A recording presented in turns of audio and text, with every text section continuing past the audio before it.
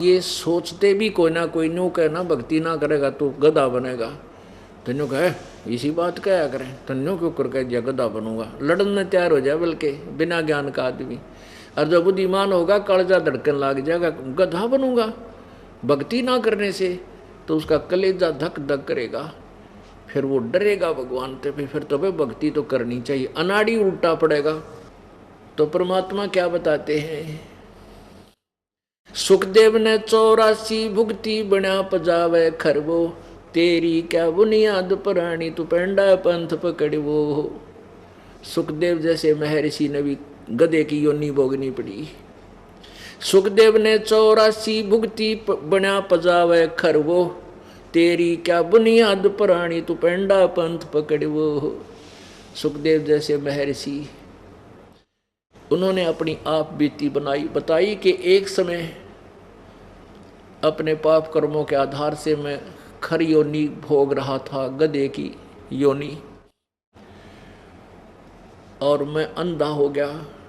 पुण्यात्मा, मनुष्य जीवन में इंसान सद्भक्ति ना करके कोरे पाप इकट्ठे करता पूरे जीवन में, और ठोक ठोक कर भर लेता अपने उस पाप कर्मों के थैलों को, और यम के दूत फिर इसी के ऊपर लाद के ले चलते कि उठा तेरे सामान और चली बाग आगे बोले। फिर ये मनुष्य जीवन बर्बाद करके फिर अन्य योनि अन्य प्राणियों के शरीरों में गधा बना, और गधा भी अंधा हो गया। कितने खोटे कर्म होंगे उस प्राणी के। तो क्या बताते हैं कि मैं गधे की योनि भोग रहा था, फिर अंधा हो गया।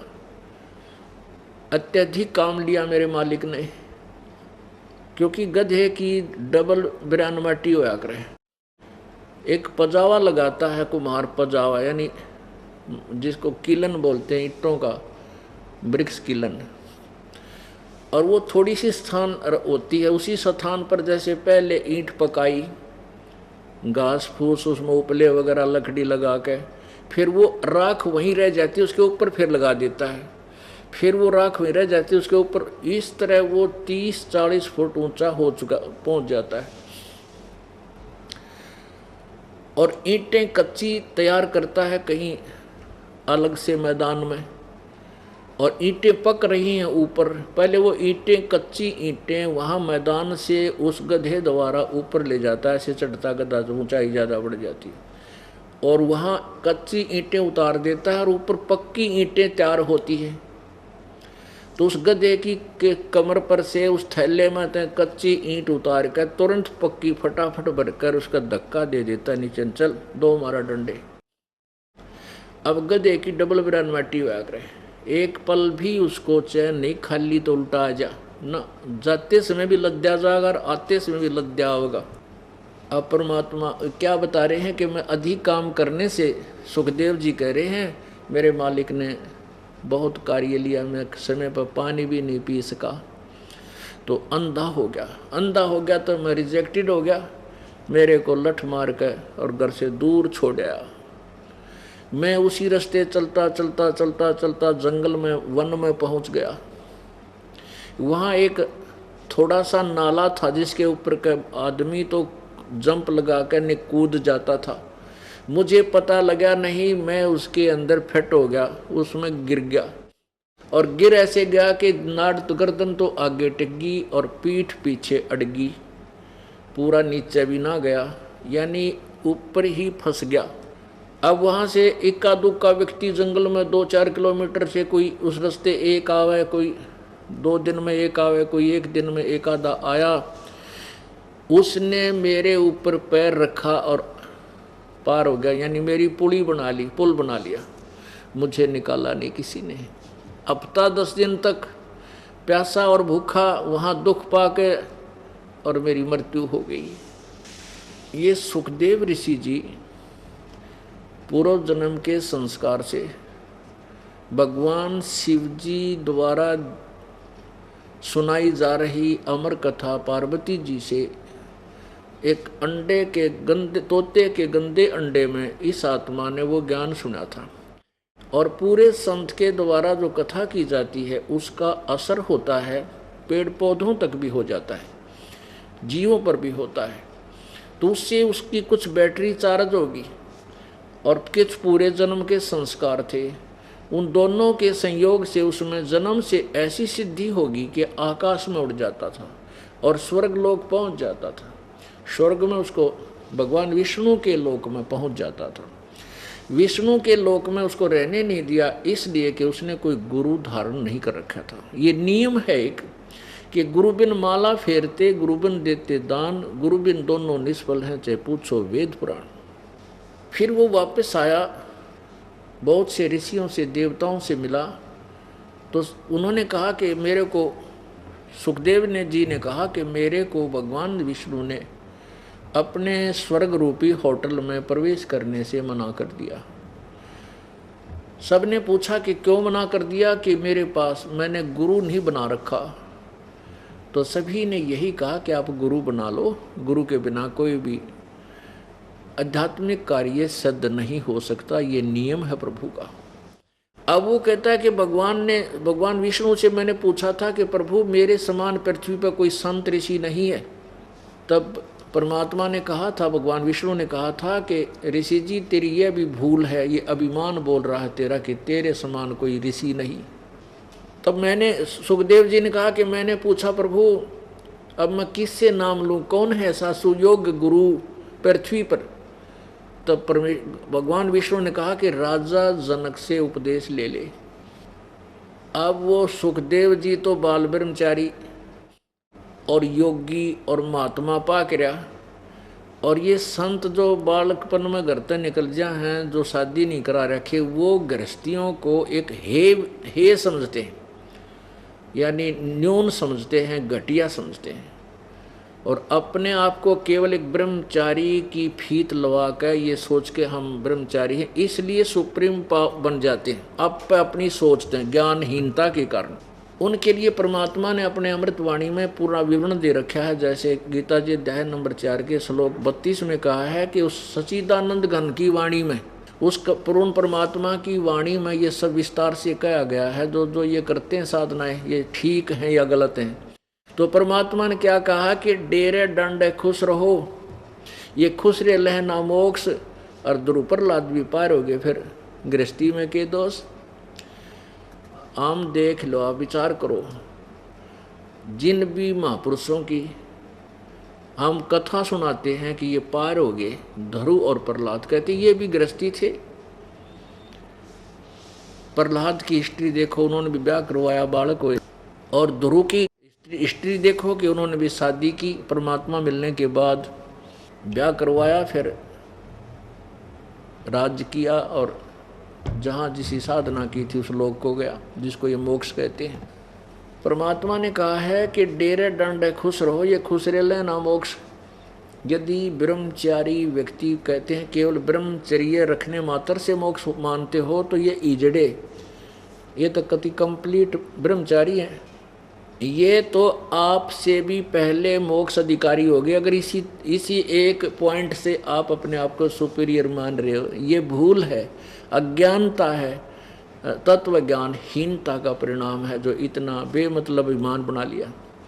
तो उस कारण से अब परमात्मा क्या बताते हैं, देखो सत्य भक्ति अच्छी बात है, जो ब्रह्मचर्य का पालन कर रहा है उसका अच्छी बात, कर भी वही पाएगा, इस ब्रह्मचर्य का पालन भी वही कर पाएगा जो पिछला उसका कहीं संस्कार ऐसा ना होगा, और प्रभु कृपा होगी।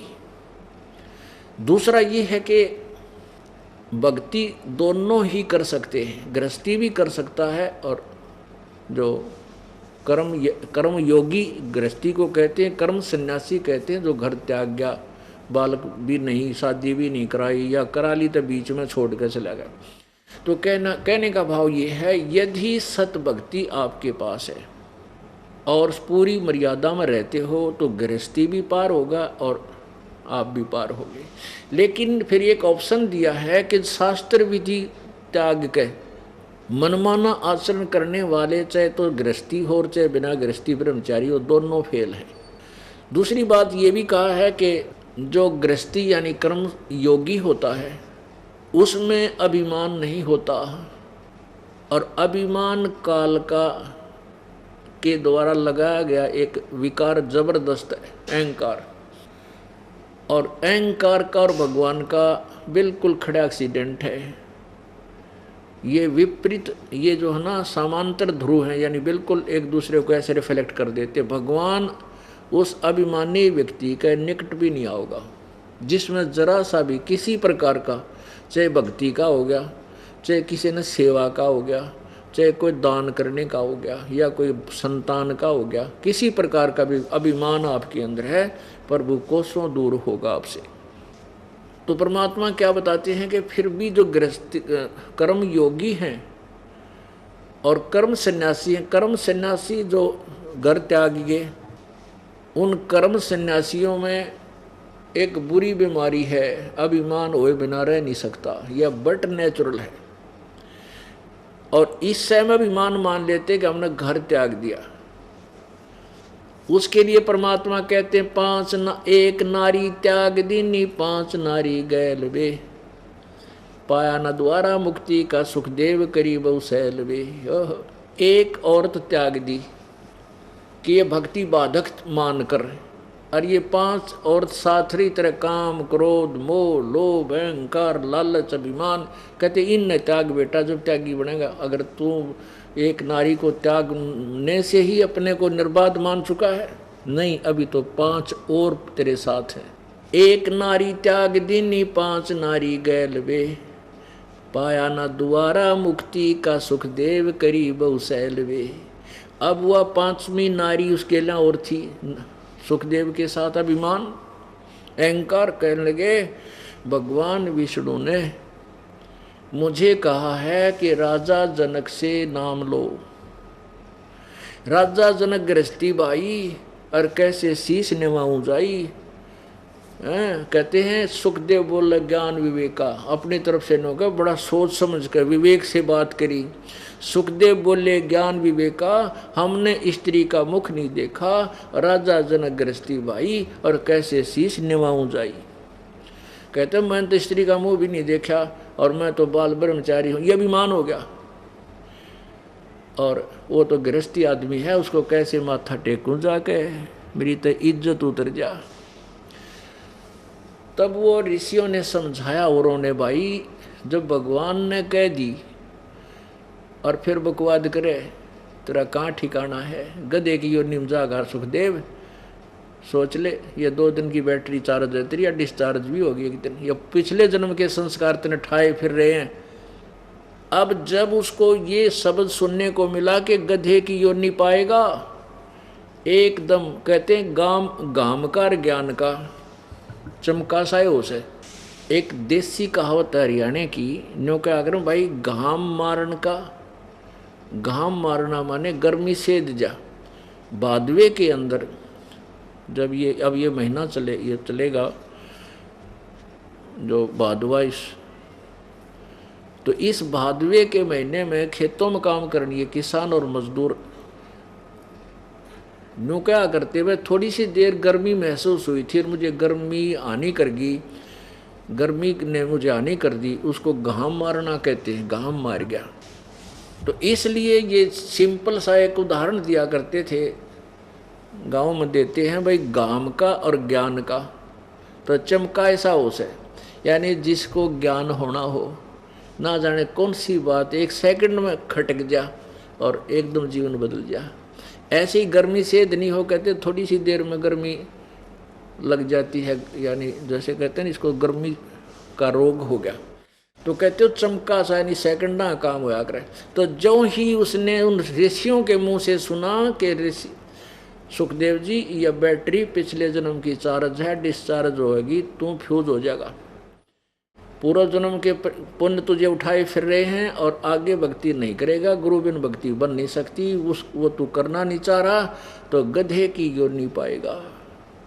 अब ज्यों ही ये शब्द उसने सुना तो उसका कलेजा धड़का और वो पिछला एकदम, वो पिछली जन्म की वह बात याद आ गई उसके, वो कहानी उसके अंदर, क्योंकि हमारे अंदर सभी संस्कार कोड वर्डों में फीड है, पिछले भी और आगे के भी।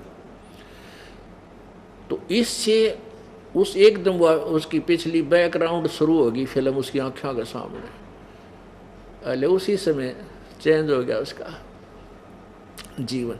तब उसने खुद कहा, ओ हो ऋषि जी, वो फिर अपने आप को आत्मकथा सुनाई कि एक बार मैं गधा बन गया, मेरे साथ ये दुर्गति हुई। फिर जाके राजा जनक के चरणों में शीश रख दिया और उपदेश लिया उस राजा जनक से, जिसके कई रानियां थी। कहने का भाव ये है पुण्यात्माओं कि गुरु बिन माला फेरते, गुरु बिन देते दान, गुरु बिन दोनों निष्फल हैं, चाहे पूछो वेद पुराण। तो यहाँ परमात्मा कहते हैं कि सुखदेव ने 84 भुगती, 84 लाख योनियों को भोगता हुआ, और जब गधे की योनि भी भोगी तो वो गधे की योनि में भयंकर पीड़ा उसको थी, वो याद आएगी।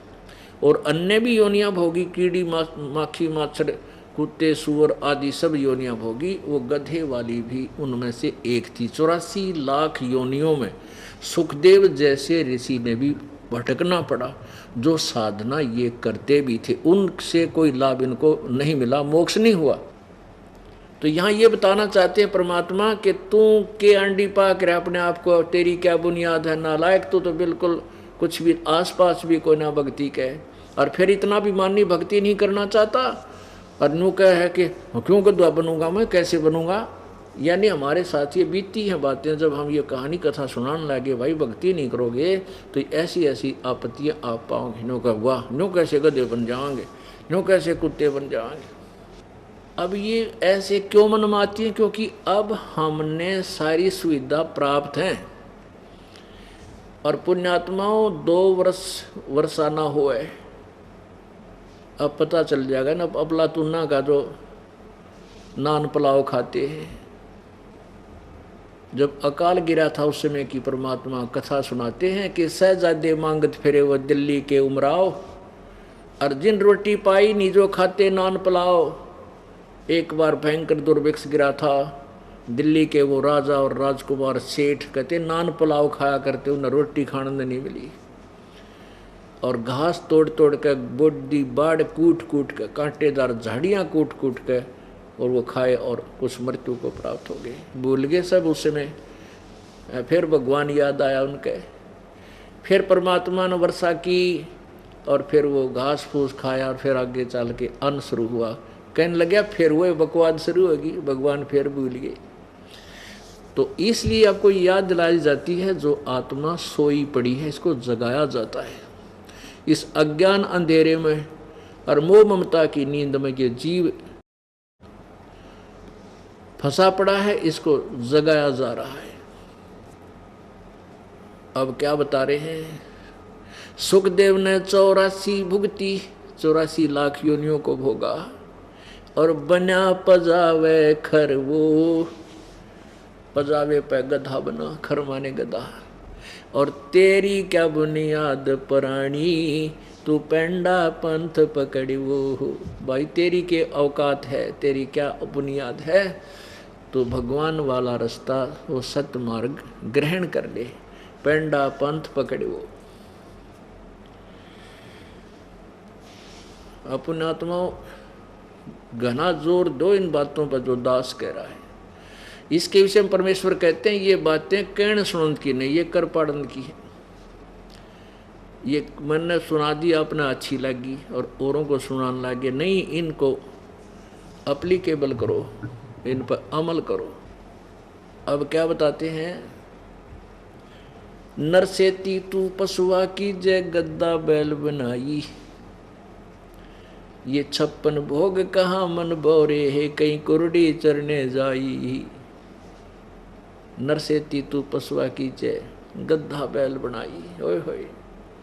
और ये 56 भोग आप देखो, अपने घर पर भी अच्छी सब्जी बना लेते हो, दाल रोटी बढ़िया खाते हो, दूध दही मक्खन लड्डू जलेबी हर तरह की सुविधा आपको उपलब्ध है।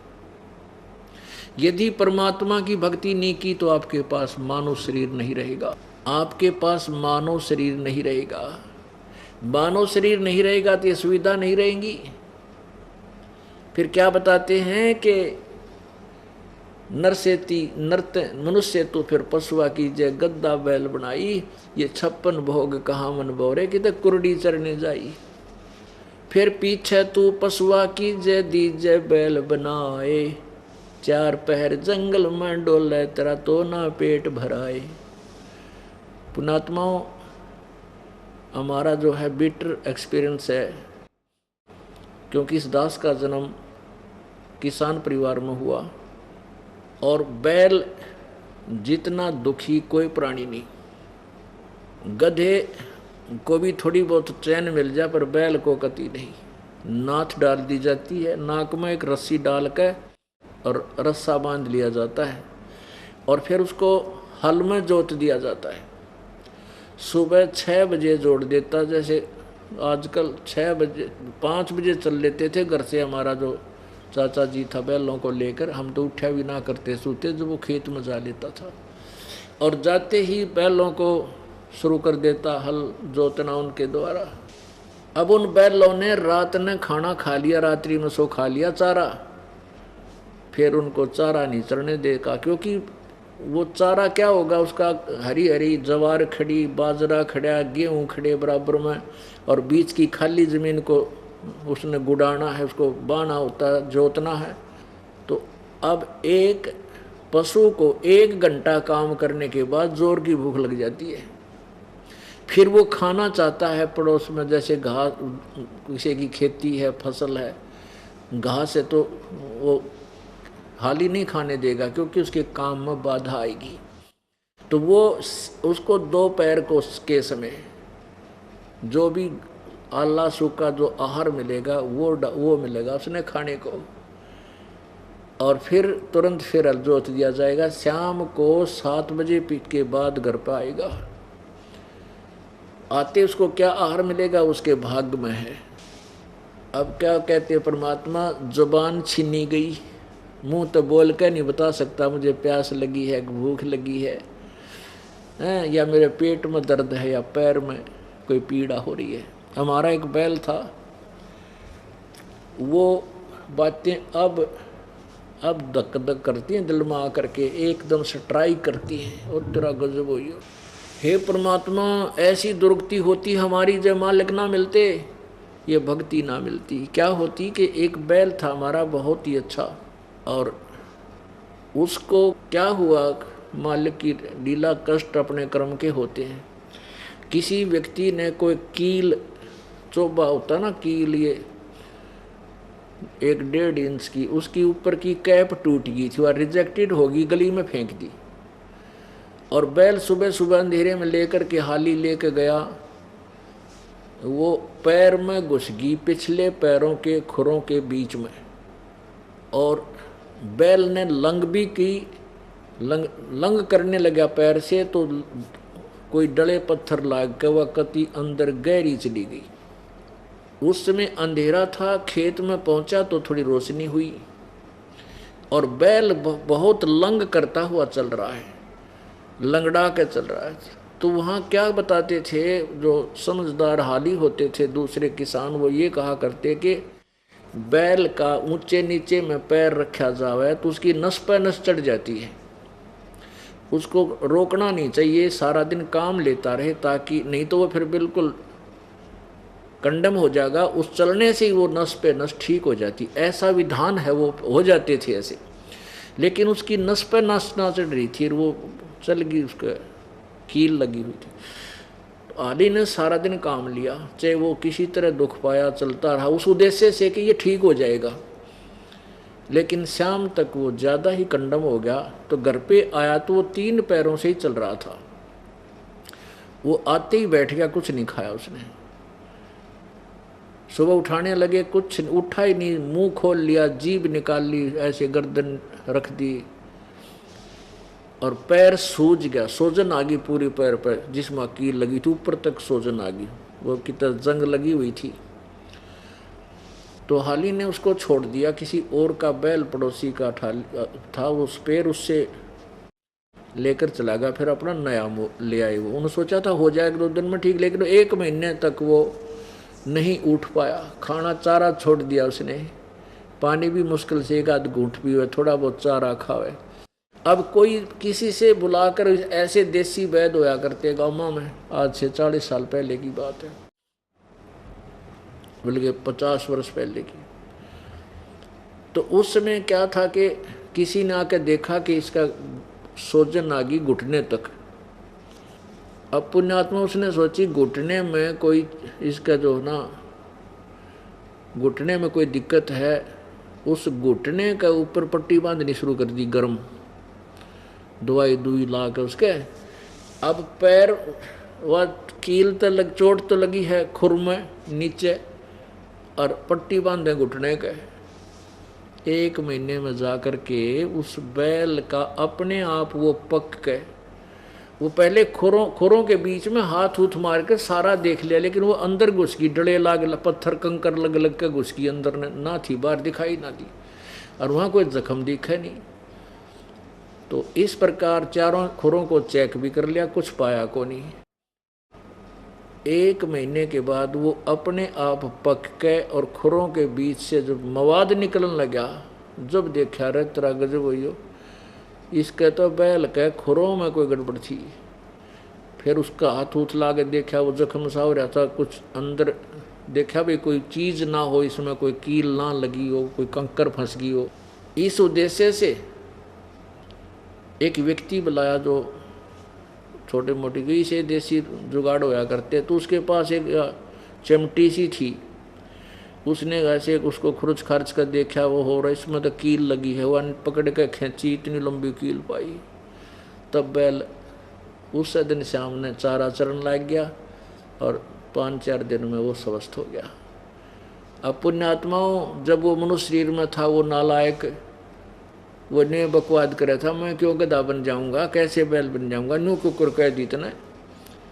उसने सोची भी ना होगी, त्रिया दुर्गति हो जाएगी। अब परमात्मा ने ऐसे ऐसे प्रमाण दे रखे हैं, ऐसे ऐसे ज्ञान दिया है, और फिर भी हमारा दिल नहीं धड़कता, तो हम पत्थर हो गए, इंसान रहे को नहीं। अब पुण्यात्मा मनुष्य जीवन में था, वो हर चीज़ मांग के ले था, बोल सकता था मुझे ये चाहिए, घर वालों से लड़ाई भी कर देता, तुम ना सब्जी क्यों नहीं बनाई, मैं नहीं खाता, थाली फेंक दे ठा के, ला के 2 घंटी बकवाद करके। अब फिर आँख खुलेंगी तो पशु चुन्नी में जा लेगा। तो अब सत्संग में आने से वो इसको ये ज्ञान हो जाएगा और उस आपत्ति से बच सकता है। अब इसलिए परमात्मा कहते हैं कि अब वो बोल के भी नहीं बता सके था तेरे कहाँ दर्द है। और जब मनुष्य जीवन में था, वह जुबान काम करे थी, भगवान रटा को नहीं, परमात्मा की गुण नहीं गाए। तो इसलिए परमात्मा कहते हैं जीव या तो वाय बलि जो रटे हरि नाम, और नहीं तो काट के फेंक दो, या मुख में बलो नहीं चाहो। इसका, इस जीव का कितना महत्व है कि केवल भगवान भजो, अच्छे वचन बोलो, ऐसे वचन मत बोलो किसी की आत्मा दुख जाए। इस जीव तलवार का काम नहीं करना चाहिए। तो ये ज्ञान आपको सत्संग में आने से ही होगा। और पुण्यात्माओं, 2 बात होती है, ये ज्ञान आपको कोई और भी बता सकता है, लेकिन उसके वचन का आप पर प्रभाव नहीं पड़ेगा। ये भी परमात्मा का कृपा पात्र संत, जिसको पूर्ण संत कह सकते हैं, उसके वचन का आत्मा पर सीधी ठेस लगेगी और वो परिवर्तन में आवेगी। नहीं तो ये घर वाले भी बताया करते, बेटा अच्छे काम करो, हुक्का नहीं पीना चाहिए, शराब नहीं पीनी चाहिए, और खुद पीवे, गरुड़ा टेठावे, और उन्होंने शिक्षा अच्छी दे अपने बच्चों को, लेकिन वो स्वयं भी कंट्रोल नहीं कर सकते, क्योंकि उनके ऊपर कंट्रोलर नहीं है। कंट्रोलर क्या है कि काल सबको घुमा रहा है, ब्रह्मा विष्णु महेश तक काल के रिमोट से चलते हैं यहाँ पर। जब हम कबीर परमेश्वर पूर्ण ब्रह्म सत्य पुरुष, उस परम अक्षर ब्रह्म की साधना करेंगे, उसकी शरण ग्रहण करेंगे, तब ये काल का रिमोट हमारे ऊपर काम नहीं करेगा, और तब ही हम इन बुराइयों से बच सकेंगे और कामयाब होंगे।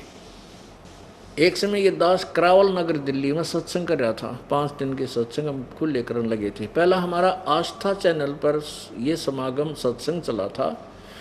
इन प्रभुता के भूखे नकली संतों ने बंद करवा दिया कि हमारी पोल खोल है, हमारी चुगली करे है, न्यूना की हमारी पोल खोल है, हमारे अज्ञान का पर्दा फाश कर रहा है, तो बंद करवा दिया। फिर हमने, हमारे भक्तों ने अपना व्यवस्था बनाई कि हम नगर नगर में जा करके वहाँ अपना प्रचार करेंगे, तो करावल नगर ये दास सत्संग कर रहा था और उसमें सत्संग का विषय था मन तो पावेगा अपना किया रे, भोगेगा अपना किया रे, मन तो पावेगा अपना किया रे, भोगेगा अपना किया रे। उसमें क्या बताया कि जैसे तुम अन्य संतों के पास जाते हो, भक्ति भी करते हो, बुराई एक नहीं छूटती। अब जैसे वो संत कुछ ऐसे पंथ हैं जो ये कहते हैं कि अन्य देवताओं की पूजा नहीं करनी, श्राद्ध भी नहीं निकालने, ये नहीं करना, वो नियम तो वही बता देते हैं जो हमें भक्ति मार्ग में चाहिए, लेकिन उनके पास उन भूतों को, पितरों को, देवताओं को रोकने की कोई पावर शब्द में नहीं है। तो वो जितने भी ये पंथी हैं ये नाम भी ले रहे हैं और फिर सारी क्रिया करते हैं। क्या कहते हैं कि हमने गुरुजी ने कह तो रखा कि ये पूजनी को, ना देवता भी, ना श्राद्ध, भूत पूजने नहीं, ना कोई देव पूजा करनी है, लेकिन हमने कुछ दिन छोड़ दी थी, हमारा तो दूना नुकसान होने लग गया। तो इसलिए नाम तो गुरुजी का हम ले ही रहे हैं और पूजा ये सारी करनी पड़े और करनी चाहिए, ये नहीं छोड़नी चाहिए। तो वो क्या कहते, इसलिए वो नाम उपदेशी भी हैं और सब बुराइयां भी करते हैं, हुक्का भी पी लें हैं और गुटी सूटी भी लाने की कोई आंट ना रही, क्योंकि मर्यादा नहीं रह सकती जब तक परमात्मा का सहयोग नहीं रहेगा। तो कहने का भाव ये है कि अन्य संत भी यही वचन सुनाते हैं, भाई अच्छे काम करो, चोरी ना करो, रिश्वत मत लो, बुराई ना करो, हैं, किसी की ठगी मत करो, लेकिन उनके द्वारा कही गई बात का असर नहीं हो सकता। क्यों नहीं हो सकता? अब जैसे आप संसारी व्यक्ति हो, बान भाई जितने हैं, और एक गृहस्थी व्यक्ति को ना जाने कितनी आवश्यकताएं उसकी होती हैं और वो पूर्ति ना हो, कुछ दिन तो वो सेट रहेगा, लेकिन आखिर में कोई ना कोई हथखंडा अपनावेगा, वो झूठ बोलनी पड़ेगी, झूठ भी बोल देगा, क्योंकि उसको इतनी आवश्यकता होगी कि उसके बस की बात रही को नहीं। और जो साधना वो कर रहा है उससे कोई उसको सहारा मिल नहीं सकता, क्योंकि वो शास्त्र विधि रहित है। गीता जी अध्याय नंबर 16 के श्लोक नंबर 23 में लिखा कि शास्त्र विधि को त्याग कर जो मनमाना आचरण करते हैं, मनमाने नाम जाप करते हैं, मनमानी पूजा करते हैं, उनको ना तो कोई सुख हो है, ना उनका कार्य सिद्ध हो और ना उनकी गति हो, यानी यूजलेस। अब परमात्मा के इस अटल विधान के अनुसार उनकी साधना तो शास्त्र विरुद्ध, जितने भी ये संत पंथ, इस दास ने सबके साधना का पता है, वो क्या बताते हैं, सबकी साधना शास्त्र विरुद्ध है, शास्त्र विधि रहित है। इसलिए समाज भक्ति भी खूब कर रहा है, लाखों और करोड़ों, किसी भी संत ने देख ले, लाखों और करोड़ों से कम उनके शिष्य नहीं, और दूनी जो है ना गिरावट मानवता में आती जा रही है। कारण यही है कि संत की शरण किस लिए ली थी? इसलिए ली थी कि संत से भगवान मिलता है, गुरु के बिना परमात्मा मिल नहीं सकता।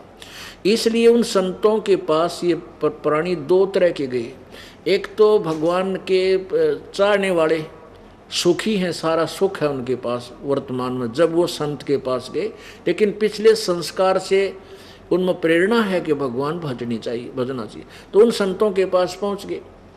और कुछ दुखी गए, भी भगवान सुख देता है लेकिन संत के माध्यम से देता है, इस उद्देश्य से उनके पास पहुंच गए।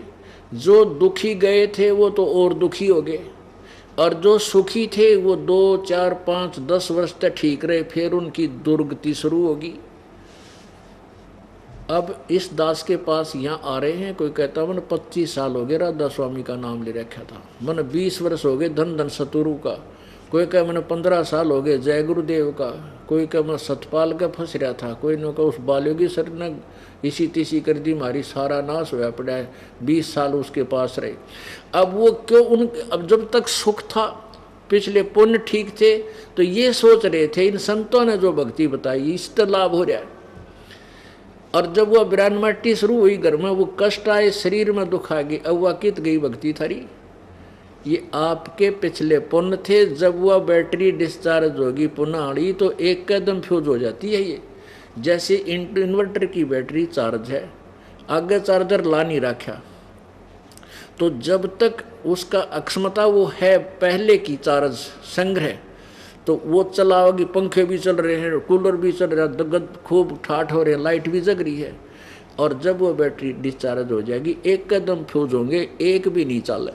तो ऐसे जब तक पुण्य अच्छे थे, उन पुण्यात्माओं के सोच रहे थे हमारे गुरुजी बड़े पहुंचे हुए हैं और बड़े नाम दे रखे, 5 नाम दे दिए, 3 दे दिए, क्रिया बता दी, ये सारी शास्त्र विरुद्ध है।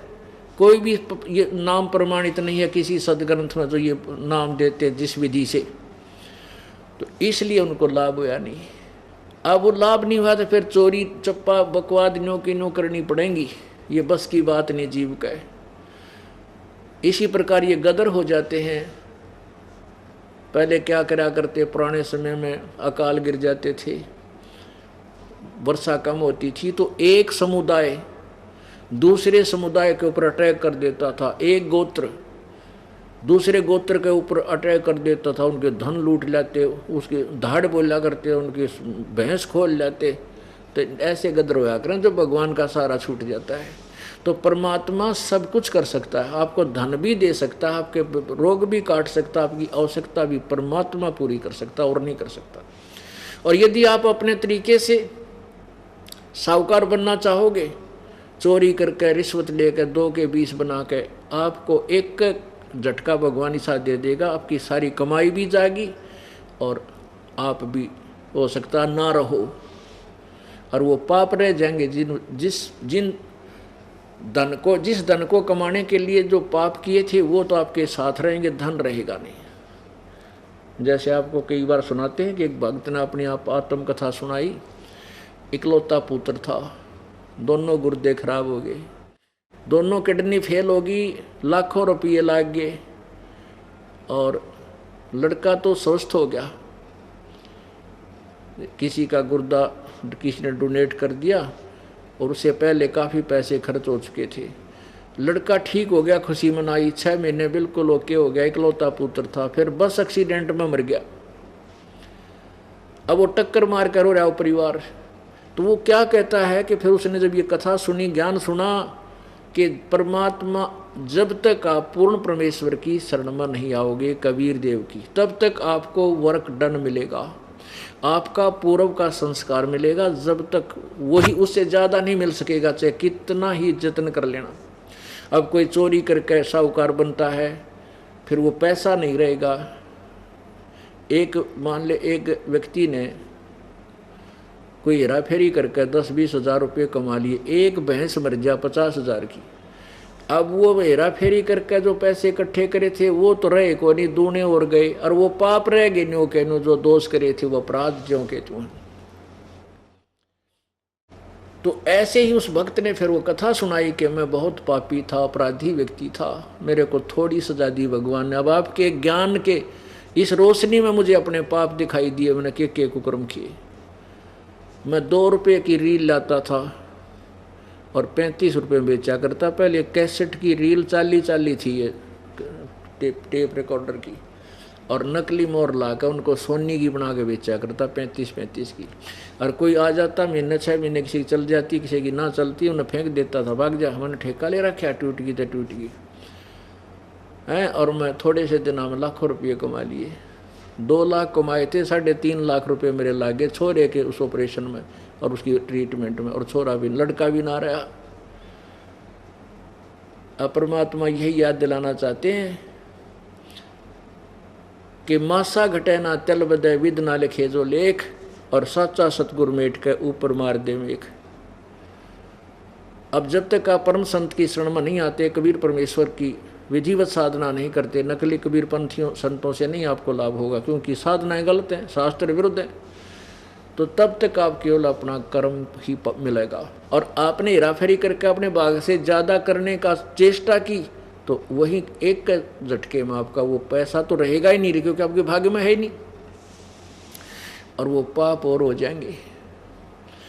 तो फिर क्या हुआ, वो चोर जो था एक चोर सुना था इस कथा ने, दिन में रात ने चोरी करके लाया था कि कहते, तो उसने एक पत्र लिखा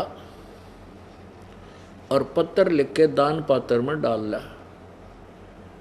उसने कहा कि मैं 10 व 11 वर्ष से आसाराम जी का शिष्य था और मेरे को दमे की शिकायत है, मैं कमा नहीं सका, मेरी आंखों, मेरी पत्नी तो भागेगी मैंने छोड़ के, मेरे 2 लड़कियां थी, 3 लड़की लिखी, 4 मेरे पूरी याद कोई ना, 2 लड़के 2 लड़की थी। मैं चोरी करने लग गया, आवश्यकता पूरी हुई नहीं, मैं चोरी करने लग गया। अब चोरी करने लगा तो मेरी पत्नी भागी, मेरे 4 लड़के, 2 लड़की तो बीमारी तो मर गए और 2 बच्चा ने आत्महत्या कर ली। अब मैं अकेला रह गया। आज भी रात्रि में मैं चोरी करके लाया था। अब वो थोड़ा सा जो धन था वो भी मैंने दान पात्र में डाल दिया है और आज के बाद मैं कसम खाता हूँ दोनों कान पकड़ कर ज़िंदगी में कोई गलत काम नहीं करूँगा। और मैंने आपका उपदेश भी ले लिया है, नाम एड्रेस कुछ नहीं लिखा उसने। हो सकता है वो पुण्यात्मा अब भी लग रहा होगा, लेकिन वो छुपा रहा अपने दोस्त को, कोई बात नहीं। कहने का भाव दास का ये है कि वहाँ 10-11 वर्ष से लग भी रहा था और नाम भी उपदेश ले रखा था, लेकिन उन संतों के द्वारा बताई गई साधना से भगवान का सहयोग मिला नहीं उसको। यदि भगवान की पावर मिल जाती तो काम ऑटोमेटिक होया करें। अब जैसे बिजली के गुणों में लिखा है कि बिजली पंखा चलाती है, कूलर चलाती है, ट्यूब जगा देती है, अंधेरे को उजाले में बदल देती है, आटा पीस देती है, पानी निकाल देती है, हैंड पंप हैं, ऐसा ऐसे सुख इस गुण है इसके, ये तो बिल्कुल सत्य है। लेकिन ये पावर का कनेक्शन नहीं मिलेगा, इतना वो काम होंगे क्यों करें। अब उन संतों के पास उस परम पिता की पावर का कनेक्शन देने का अधिकार नहीं है, उनकी विधि वो साधना ठीक नहीं है, जिस कारण से परमात्मा की उस पावर का कनेक्शन नहीं मिलता बिजली का। यदि वो कनेक्शन मिल जाएगा फिर देखना, क्योंकि उसके गुणों में लिखा है, नहीं तो फिर गुण झूठे भगवान के। या तो बिजली के गुण गलत हैं कि वो पंखा चलाती है, ट्यूब जगाती है, अंधेरे को उजाले में बदल देती है, गर्मी को दूर भगा देती है। लेकिन नहीं, ये गुण सही हैं बिजली के, लेकिन कनेक्शन ठीक हो। अब किसी ने की करके लटका बांध रखी डोरी और वो आगे कहता मैंने मेरा थर्मल प्लांट है भाई, यहाँ से कनेक्शन ले लो। अब आप की करके लटका बबूल के पेड़ सूखे लकड़ के और डोरी बांध के और पावर हाउस बनाए बैठा है और सबको कनेक्शन दे रहा, ले जाओ कनेक्शन। और वो कनेक्शन दिए बैठे बेचारे, लेकिन पावर तो है ही नहीं, वो कनेक्टेड नहीं है तार पीछे पावर से। उसका जो आगे सप्लाई दे रहा है, जो आगे कनेक्शन देने वाला यानी गुरुजी, जो गुरुजी आपको उपदेश दे रहा है वो स्वयं परमात्मा से कनेक्टेड नहीं है, वो पावर से जुड़ा नहीं है, उसका संपर्क नहीं है, जिस कारण से आपको लाभ नहीं मिल रहा। तो पुण्यात्माओं, कोई भी समूह कहीं गया हुआ है किसी संत के पास, तो वो 2-4 भगत उसमें से एक आधा सुख ऐसा बता देते हैं कि मैं वहाँ गया था, मेरा ऐसे लाभ हो गया। वो बट नेचुरल था, उस दिन होना था कुदरती, वो ना जाता तो भी होता उसको। अब जैसे ये दास पहले हनुमान पुजारी था, बजरंगबली का कट्टर, और श्री कृष्ण का पुजारी था। अपनी परंपरागत साधना थी, वो बाबा श्याम जी के भी डोक मारा करते हैं। और सब साधना जैसे भी कोई भाई माता मिल गई, माता की पूजा शुरू कर दी हैं, जैसे आज संतोषी माता की जय जय होने लगी, इसकी भी जय जयकार करने लगे, यानी जो भी देवता हमें मिला उसी की साधना भी करते। और घर में सुख, शरीर में सुख, संतान होगी, नौकरी लगी, तो यूँ सोचा करते वह हमारे भगवान ने अनमोज कर रखी है, श्री कृष्ण भगवान ने, विष्णु जी ने, हनुमान जी ने और बाबा श्याम जी ने, ये हमें सब सुख दे रखे। अब पता चला कि ये तो कुछ दे ही नहीं सकते, ये कुछ परिवर्तन कर ही नहीं सकते थे। जो साधना हम कर रहे थे वो साधना ठीक नहीं थी, फिर भी सुख हो रहे थे, फिर भी वो पिछले जन्म के हमारे पुण्य संस्कार हमारे साथ थे, वही प्रफुल्लित हो रहे थे। यदि ये साधना ना मिलती ये भक्ति ना मिलती। अब कलेजा न्यू करे है, सतगुरु के उपदेश का लाया एक विचारे, जय सतगुरु मिलते नहीं जाते नरक दुआरे। नरक द्वार में दूत सब करते खेचाताने, उनसे कभू ना छूटते फिर फिरते चारों खानी। चार खानी में बरमते कभू न लगते पारे, सो फेरा सब मिट गया हमारे सतगुरु के उपकारे। जय ये रास्ता ठीक ना मिलता, वो दुर्गति होती हमारी जो अभी वर्णन किया है। तो पुण्यात्मा हम फिर अपने उसी पर आते हैं कि मानुष जन्म पाकर नहीं रटे हरि नाम, और जैसे कुआ जल बिना फिर बनवाया किस काम। अब परम संत से जब तक हमें सहारा नहीं मिलेगा, उपदेश नहीं मिलेगा, तब तक हम अपने इस मनुष्य जीवन का लाभ नहीं प्राप्त कर सकते। भक्ति भी कर रहे होते हैं, क्योंकि ये आत्मा जब से परमेश्वर से विमुख हुई है, उसके तुरंत बाद इसको उसकी आवश्यकता महसूस होगी थी। अब इस काल भगवान ने हमें इतना दूर कर दिया उस परमात्मा से, उसका नाम और निशान मिटा दिया कि तो अगर अब किसी को कहते हैं ना कबीर भगवान, कौन सा कबीर? वो कवि, वो जो दानक जुल्हा, अरे छोड़, अच्छा दिमाग खराब हुआ तुम्हारा भी। कबीर भगवान है, ओ तेरा गजब, अरे तेरा कितना 4 ईंट ला के ऐसी मंडी बना रखी है ना न्यू करके, हम उसने भी न्यू करा करते, यू भी भगवान कदे तुम्हें हानि कर दे हैं। और हनुमान भी भगवान, और गणेश भी भगवान, और कृष्ण भी भगवान, राम भी भगवान हैं, और भी भैरव भूत भी भगवान मान लिया हमने, लेकिन कबीर भगवान नहीं मान सकते। काल ने ऐसा भ्रमित कर दिया कि हम भगवान से, परमात्मा से कोसों दूर कर दिए। अब वो समय आ गया है कि हम परमात्मा को पहचान सकते हैं, जैसा कि हम वेदों को, गीता जी को, पुराणों को हम एक सत शास्त्र मानते थे। अब वो सत शास्त्र ही हमें बतावेंगे कि जिनको तुम भगवान मान रहे थे भगवान को नहीं। ब्रह्मा, विष्णु और शिव ये भगवान नहीं है, शंकर भगवान नहीं है। बता, अब ये बात यदि आज से 100 साल पहले मैं कह दूं तो श्रोता डले मारे मेरे, गधे के बकवाद कर रहा है। और परमात्मा ने 600 साल पहले बोली थी ये बातें, जो कि तुम जिनको भगवान कहते हो परमात्मा नहीं है। अब दास नहीं कह रहा, आपको उनकी हिस्ट्री दिखाता हूँ, क्योंकि प्रमाण देखे बिना आज कोई मान नहीं सकता, क्योंकि काल ने हमें इतना भ्रमित करा दिया। अपने तीनों पुत्रों का ऑपरेशन आसक्त करवा दिया कि ये भगवान मान्य रहे और किसी को परमात्मा माने नहीं, और मेरे जाल से ये निकल ना जा। अब तो परमेश्वर आता है तभी यह ज्ञान हमारा हटता है। कबीर परमात्मा आए, उन्होंने 600 वर्ष पहले ये ज्ञान हमें बताया। अपनी उस कबीर वाणी में, अपनी उस सच्चिदानंद घन की वाणी में, जो गीता जी अध्याय नंबर 4 के श्लोक 32 में जिसके विषय में विवरण है, उसमें परमेश्वर ने ये सत्य ज्ञान ज्यों का तो बता रखा है, जो आज सदग्रंथ हमें प्रमाण कर रहे हैं। जिनको हम सदग्रंथ मानते थे, सच्चे जिनको पर हम आश्रित थे, हिंदू समाज के व्यक्ति, वही आज हमें बता रहे हैं कि सचमुच कबीर जी जो कह रहे थे वही बात सत्य है कि ये भगवान नहीं है। ब्रह्मा, विष्णु, महेश और शंकर ये भगवान नहीं है। ये देखिएगा, ये श्री शिव महापुराण हिंदी टीका सहित। अब देखो, यह है श्री शिव महापुराण, यह है विधि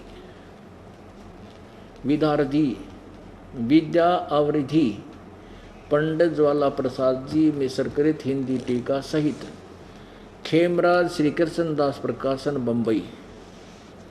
अब इसमें आपको दिखाते हैं, अब पहले तो ये दिखाते हैं कि ब्रह्मा, विष्णु, महेश का जनक कौन है। ये देखिएगा, ये है रुद्र संहिता, शिव पुराण पृष्ठ 2, रुद्र संहिता भाग 2 अध्याय 1 में मंत्र नंबर 17 में कहा है कि ब्रह्मा विष्णु और महेश, ब्रह्मा विष्णु महेश ये तीनों देवता शिव के अंग से प्रकट हैं। अब क्या इसका वास्तव क्या अर्थ है कि ब्रह्मा विष्णु और महेश, ये शिव कौन है? ये काल है, ज्योति निरंजन है। ये शिव ब्रह्मा, महाशिव, महाब्रह्मा, महाविष्णु का रूप धारण करके प्रकट होता है। इसलिए ये कहें तीनों देवता ब्रह्मा विष्णु और महेश ये तीनों देवता शिव से के अंग हैं, अंग से प्रकट हुए। अब आगे देखो, अब आपको दिखाते हैं विद्वेश्वर संहिता। अब थोड़ा सा मौखिक सुना करके यथार्थ बात पर हम आएंगे कि ब्रह्मा विष्णु महेश ये भगवान नहीं है, ये अपना शिवपुराण बता रहा है। एक बार ब्रह्मा और विष्णु का झगड़ा हो गया इस बात पे, ब्रह्मा कहता मैं तेरा बाप, विष्णु कहता मैं तेरा बाप, तो इन दोनों का गुट बाज गया, झगड़ा हो गया, लड़ाई होगी।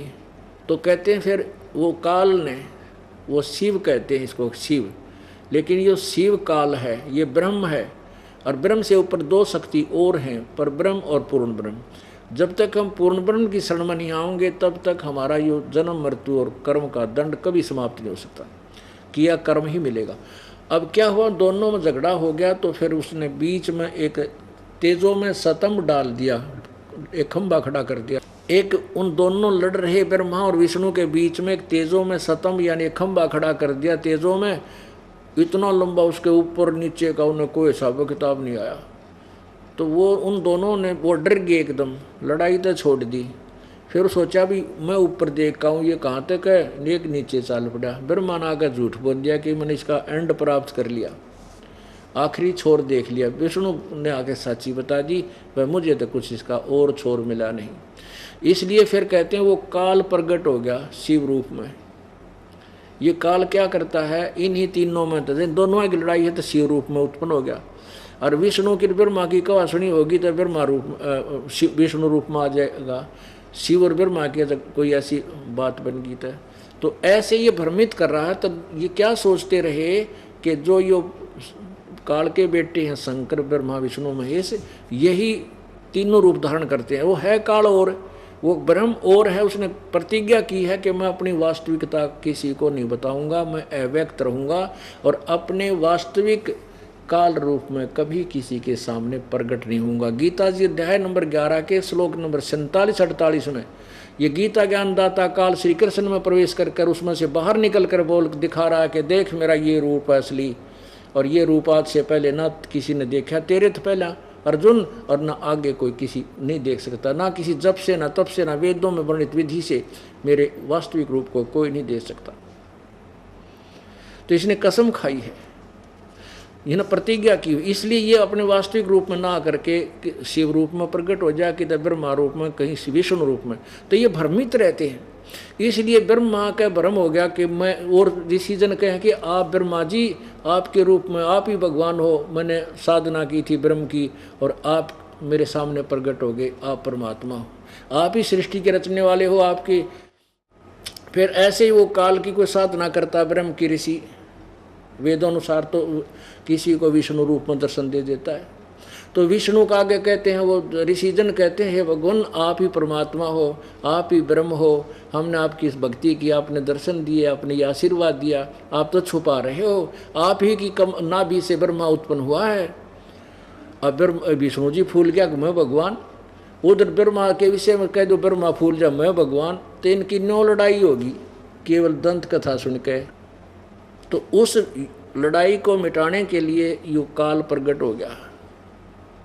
ब्रह्मा का लिखा है कि 5 मुख थे, 1 काट दिया, 4 रह गए, तो ना झूठ बोली। इसलिए अब उनको समझाने लगा ये काल। वो काल क्या बोलता है कि सुन ले मेरे वचन, ये देखिएगा, ये वही शिवपुराण विद्वेश्वर संहिता, शिवपुराण अध्याय नंबर 17 ना श्लोक नंबर पृष्ठ नंबर 17, और ये देखिएगा विद्वेश्वर संहिता अध्याय 9। और यहाँ से हम लेंगे थोड़ा सा अंश ही सुनाएंगे।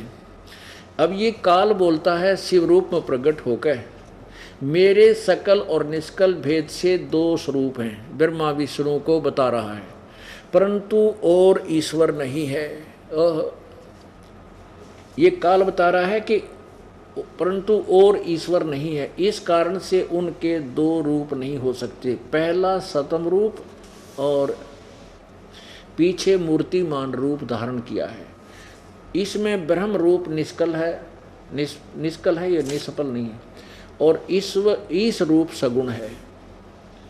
मेरे ये दोनों रूप सिद्ध हैं, दूसरे किसी के नहीं हो सकते। इस कारण तुम दोनों को अथवा दूसरों को ईश्वर तब की प्राप्ति नहीं हो सकती। काल बोल रहा है, ब्रह्मा और विष्णु को कह रहा है कि तुम ईश्वर नहीं बन सकते। तुमने जो अज्ञानता से अपने आप को ईश यानी भगवान माना, यह बड़ा ही अद्भुत हुआ, यह बड़ा ही अद्भुत हुआ। इसके दूर करने को ही मैं रण स्थान में आया। अब तुम अपना अभिमान त्याग कर मुझ ईश्वर में अपनी बुद्धि लगाओ। मेरे प्रसाद से लोक में सब अर्थ प्रकाश करते हैं। अब पुण्यात्माओं, क्या स्पष्ट हुआ? काल कहता है कि ब्रह्मा और विष्णु तुम भगवान नहीं हो, तुम ईश नहीं हो, और तुमने मूर्खता के कारण ये अभिमान हो गया कि भगवान हैं। इसको तुम्हारी बुद्धि सेट करने के लिए मैं अब तुम्हारे पास आया हूँ। अब आगे देखो, अब देखो प्रश्न नंबर 18 पे, विद्वेश्वर संहिता भाग 1 अध्याय नंबर 10। यहाँ क्या कहा है कि पुत्रो, यु काल कह रहा बेटो, हे पुत्रो, ब्रह्मा और विष्णु को ये काल सदाशिव, हे पुत्रो, यह कृत आपने तप से प्राप्त किया है। कौन सा कृत? ब्रह्मा को उत्पत्ति का, विष्णु को पालन का और सतिथि का, पालन या सतिथि का। यह कृत आपने तप से प्राप्त किया है, जो कि सृष्टि की उत्पत्ति और पालन कहता है, सो मैंने प्रसन्न होकर तुम्हें दिया है। इसी प्रकार दूसरे दो कृत रुद्र और महेश को प्रदान किए हैं, परंतु अनुग्रह कृत कोई भी पाने में समर्थ नहीं है। अब देखो 4 हो गई हैं। एक तो ब्रह्मा और विष्णु, जो उसको उत्पत्ति, सृष्टि उत्पत्ति और पालन का, और रुद्र और महेश को प्रदान किए दूसरे दो कृत। और कहते हैं अनुग्रह नहीं कर सकते तुम, किसी के ऊपर मेर नहीं कर सकते, किसी के कर्म को कम बत्ती नहीं कर सकते, ये तुम्हारे पास नहीं है, और तुम भगवान नहीं हो। अब क्या सिद्ध हो गया कि ब्रह्मा विष्णु महेश का पिता ये सदाशिव ब्रह्म रूपी काल है, और ब्रह्मा विष्णु ये भगवान नहीं है। पुण्यात्मा, अब हमने इस बात याद आवा ना, पछले रट्टे लाया करते, ब्रह्मा विष्णु महेश अजरो अमर है, इनकी कोई माता पिता नहीं है। एक नहीं, लाखों की संख्या में, हजारों की संख्या में ये ब्राह्मण गुरु ऋषि महर्षि हमें ये उल्टा पाठ पढ़ाया करते हैं। पुण्यात्मा, वो शिक्षक ठीक नहीं जो सिलेबस को भी नहीं परिचित नहीं है और आउट ऑफ सिलेबस अपने विद्यार्थियों को पढ़ा रहा, वो शत्रु है उनका। तो ऐसा ही कर्म इन अज्ञानी हिंदू गुरुओं ने हमारे साथ कर रखा था। इन्होंने हमारे सिलेबस को भी हमारे तक नहीं पहुंचाया। ये तो वही दंत कथा सुना के अपने अपने अनुभव न्यारे बना के हमें काल के जाल में झोंक गए कति।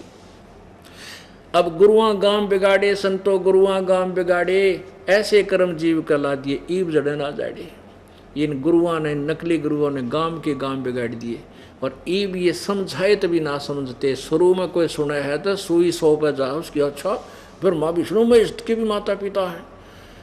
अरे तेरा गजब हो, उनकी हिस्ट्री में लिखा है, उनके जीवनी में लिखा है, तुम देखते लो पढ़ के, तो उनका दोष नहीं बेचारों का, क्योंकि उनको पाठ गलत पढ़ा दिया। अब वो पुराना रंग जो था लाखों वर्षों का चढ़ रहा है, तो अब पुण्यात्माओं धीरे धीरे वो उतरेगा, और ये ओरिजिनल पेंट ईब यथार्थ ज्ञान का हो जाएगा। आने वाली पीढ़ी कति सुखी हो जाएगी। ठीक है, हमने चाहे कितना संघर्ष करना पड़ो और कितना कष्ट उठाना पड़ो, यो काम ड्यूटी दी है भगवान ने। जब तक सांस रहेंगे आखिरी सांस तक ये दास ये डंडोरा पीटेगा। सत साहेब, अगर आपको सत्संग वीडियो अच्छी लगी हो तो हमारे चैनल को लाइक करें, सब्सक्राइब करें। सत साहेब।